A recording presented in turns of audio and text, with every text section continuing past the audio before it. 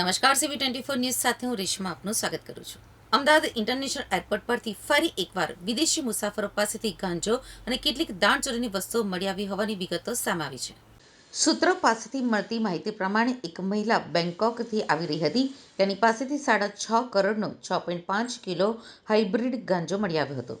જ્યારે અન્ય એક મુસાફર અબુધાબીથી આવતો હતો, જેની પાસેથી 15 જેટલા આઈફોન, 4 ડિજિટલ વોચ અને 9,500 ગ્રામ શુદ્ધ કેસર મળી આવતા સેન્ટ્રલ એજન્સી દ્વારા આ તમામ વસ્તુઓ કોણે મંગાવી હતી અને તેને રિસીવર કેરિયર કઈ રીતે ઓપરેટ કરતા હતા તે દિશામાં તપાસ શરૂ કરવામાં આવી છે.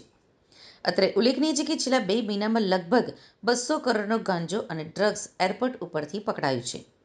ડીઆરઆઈની ટીમને બાતમી મળી હતી કે થાઇલેન્ડ બેંકોકથી આવી રહેલી એક મહિલા પોતાની સાથે હાઇબ્રિડ ગાંજો લઈને આવી રહી છે.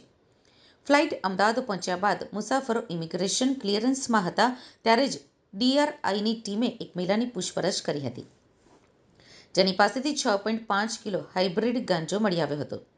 ડીઆરઆઈની ટીમે આ 6.5 કરોડનો ગાંજો કબજે લઈ મહિલાની અટક કરી તેની પૂછપરછ શરૂ કરી છે.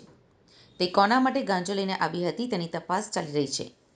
અબુધાબીથી આવી રહેલી ફ્લાઇટમાં એક મુસાફર 9,500 ગ્રામ કેસર લઈને આવી રહ્યો હોવાની બાતમી કસ્ટમ્સની ટીમને મળી હતી, જેને પગલે કસ્ટમ્સની ટીમ જે તે મુસાફરને અટકાવી તેની તપાસ દરમિયાન તેની પાસેથી 9,500 ગ્રામ શુદ્ધ કેસર મળી આવ્યું હતું, જ્યારે 15 આઈફોન અને 4 ડિજિટલ વોચ પણ મળી આવી છે.